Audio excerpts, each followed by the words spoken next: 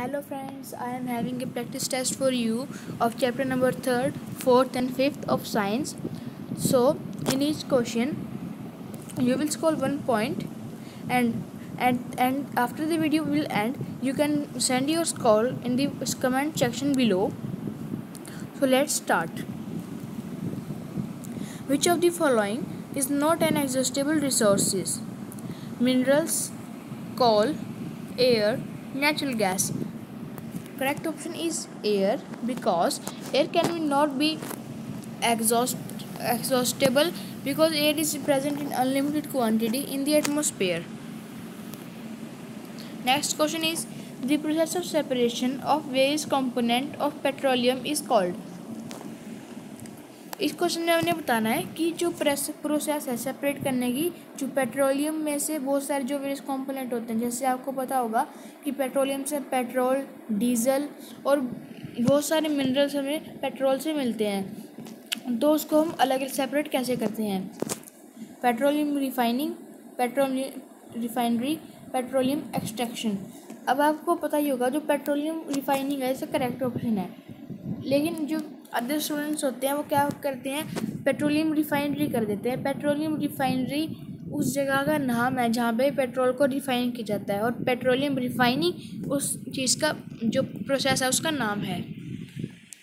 अगला है हमारे पास when world first oil was drilled in. जो दुनिया में सबसे पहले बार जो ऑयल है वो ड्रिल कहाँ पे किया गया था?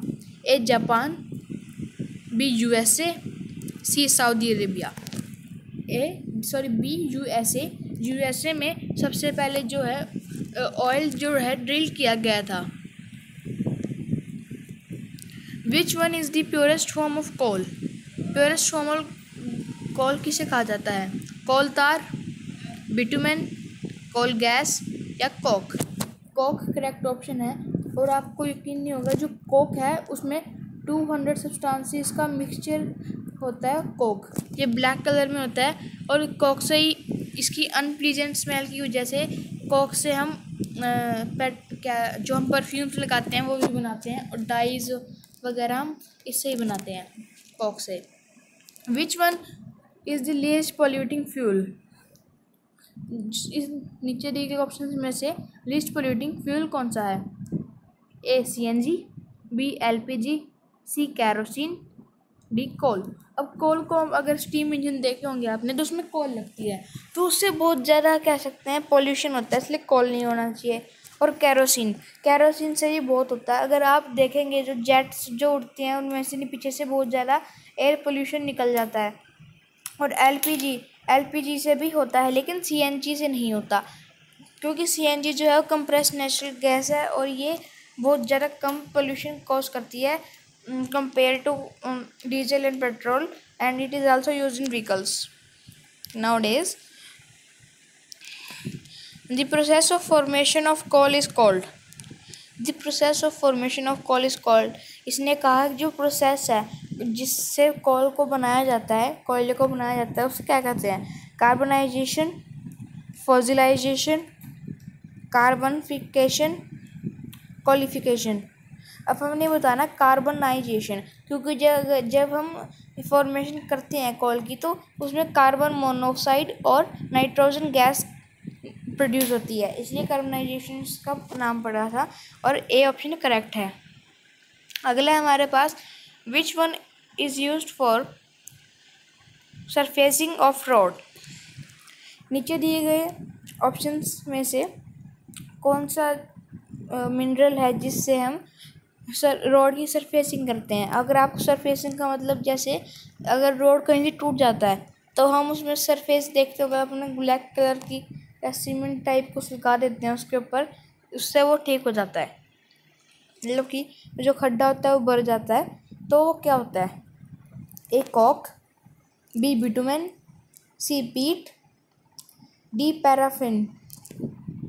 जो बिटुमेन होता है वो एक केमिकल है, और उससे जैसे आपने देखा होगा ब्लैक कलर का सब्सटेंस वो वहाँ पे लगाते हैं, तो वो बिटुमेन ही होता है.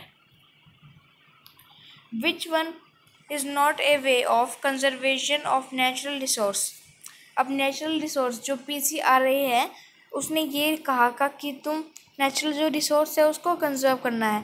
लेकिन जो कह सकते हैं जो पब्लिक है वो इस रूल को नहीं मानती है, और जो ट्रैफिक सिग्नल्स पे भी गाड़ी को बंद नहीं करती है कांस्टेंट स्पीड पे चलाने के लिए। लेकिन वो नहीं कहती कांस्टेंट स्पीड के लिए, वो कहती है कि गाड़ी की मेंटेनेंस कराओ। लेकिन दिल्ली जैसे हम दिल्ली में देख सकते हैं, कोलकाता, मुंबई, तो यहाँ पे क्या होता है, गाड़ी ऐसे ख़राब हो जाती है लोगों की, कोई इस पर ध्यान नहीं देता है। तो हमें इस पर ध्यान देना चाहिए और पेट्रोल और डीजल को सेव करना चाहिए, क्योंकि PCRA के मुताबिक हम 2050 तक हमारे पास बिल्कुल भी पेट्रोल नहीं बचेगा अगर हम इसको ऐसे यूज़ करते रहे तो इसका करेक्ट ऑप्शन आ जाएगा keep vehicle start at traffic signals.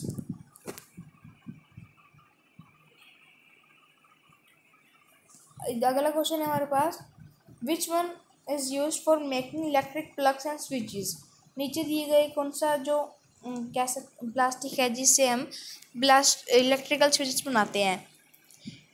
A melamine, B backlight, C आर्कलिक, D telephone. B backlight से हम बनाते हैं, क्योंकि जो बैकलाइट होता है वो poor conductor of heat and electricity का होता है, क्योंकि जो प्लास्टिक्स होते हैं उनमें ज़्यादातर हीट और इलेक्ट्रिसिटी प्रोड्यूस नहीं होते हैं, वो उसका गुड कंडक्टर नहीं है। विच वन इज़ नॉन डक्टाइल। नीचे दिए गए कौन से में से कौन सा डक्टाइल नहीं है। डक्टाइल मतलब ductility. A silver, B copper, C sodium, gold. अब जो डक्टिलिटी की प्रॉपर्टी है वो सिर्फ मेटल्स में होती है, और जो सोडियम है वो नॉन मेटल है, इसलिए सोडियम में ऐसा नहीं होगा। अगला है हमारे पास, which one of the following is use for making non stick cookware. जो नॉन स्टिक कुकवेयर होते हैं वो किससे बनाए जाते हैं। A telephone, B melamine, C PET, PET, D PVC। अब हम देखते हैं PVC तो नहीं हो सकता, क्योंकि PVC से हम पाइप से बनाते हैं। अब PVC पाइप या उसको देखा होगा वाटर सप्लाई के लिए यूज़ की जाती है। और पेट होता है जैसे कि जार बड़ा बनाने के लिए। लेकिन स्टूडेंट्स इन दो ऑप्शंस में कंफ्यूज होते हैं, क्योंकि जो मेलामाइन होता है वो भी आपने फायर ब्रिगेड तो देखे ही होंगे, तो फायर ब्रिगेड की जो ड्रेस होती है वो मेलामाइन से ही बनी होती है, तो वो फायर को जो है वो रोकती है। लेकिन जो टेलीफोन होता है वो नॉन स्टिक कुकवेयर कहलाया जाता है, ये साइंस के द्वारा प्रमाणित है। अगला क्वेश्चन है हमारे पास, metal reacts with acid and release dash gas. जो मेटल होते हैं वो एसिड के साथ रिएक्ट करते हैं और कौन सी गैस रिलीज करते हैं। A oxygen, B nitrogen, C hydrogen, D carbon dioxide. तो वो हाइड्रोजन गैस प्रोड्यूस करते हैं जब वो एसिड के साथ रिएक्ट करते हैं, और जब एसिड्स वाटर के साथ रिएक्ट करते हैं तो वो ऑक्साइड फॉर्म करते हैं। Which one of the following catches fire if expose to air. अगर इनमें से कौन से कोई भी जो नॉन मेटल है, अगर इसको हम एयर के साथ एक्सपोज कर दिया जाए तो फायर कैच कैसे कौन करेगा। कैल्शियम तो नहीं करेगा, क्योंकि वो एयर के साथ रिएक्ट नहीं करता, ना ही हाइड्रोजन ना ही नाइट्रोजन, क्योंकि ये सिर्फ वाटर के साथ रिएक्ट करते हैं। और स्फोरस जो होता है वो वाटर और एयर के साथ क्या कहते हैं रिएक्ट करता है, इसलिए इसे केरोसिन में स्टोर किया जाता है। अगला हमारे पास, which the following is a popular polyester. नीचे दिए गए ऑप्शंस में से कौन सा पॉपुलर पोलिएस्टर है। Terricot, Terylene, rayon, melamine. Melamine को जानता ही नहीं कोई, रेयॉन को भी नहीं जानता, कुछ लोग जानते हैं, लेकिन जो टेरिलिन को नहीं, लेकिन जो टेरिकॉट होता है उसको सभी जानते हैं कि टेरिकॉटन कॉटन का क्लॉथ जो होता है। विच of the following is use for making electrical wire. Electrical wire के सप्लाई के लिए कौन सी जो मेटल है वो यूज़ की जाती है। आपने देखा होगा ज़्यादातर कॉपर वायर होती हैं।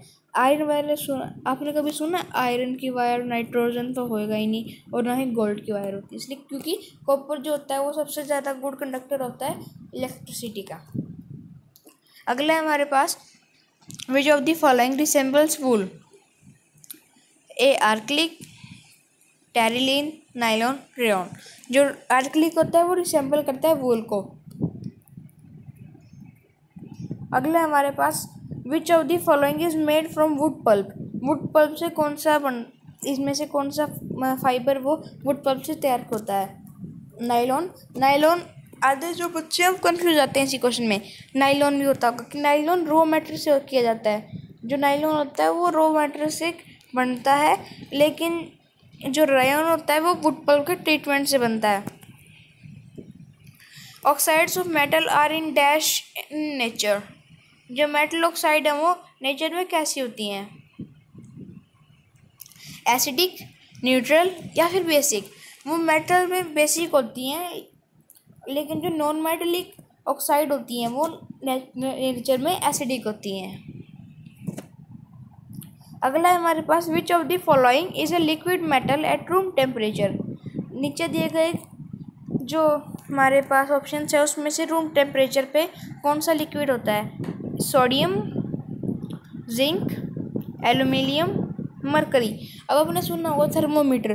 थर्मोमीटर में क्या होता है? मरकरी होती है, और यही इसका करेक्ट ऑप्शन है क्योंकि मरकरी रूम टेम्परेचर पर स्टेट करती है। अगला है हमारे पास copper can not replace zinc because from its salt solution because it is. जो कॉपर है वो जिंक को रिप्लेस नहीं कर सकती क्योंकि जो जिंक होता है वो मोर रिएक्टिव होता है कॉपर से, इसलिए बी ऑप्शन करेक्ट है। Which one is non ductile? नीचे दिए गए कौन से में से डक्टाइल नहीं है? डक्टिलिटी जो होती है वो मेटल्स में होती है, नॉन मेटल्स में नहीं होती है, इसलिए इसमें से नॉन मेटल सोडियम है, इसलिए सोडियम करेक्ट ऑप्शन होगा। फ्रेंड्स, ये थे कुछ मेरे MCQs या फिर टेस्ट आपके लिए। अगर आपको अच्छा लगा हो तो आप इस वीडियो को लाइक कर देना और ज़रूर से अपना स्कोर कमेंट बॉक्स में डालना। बाय।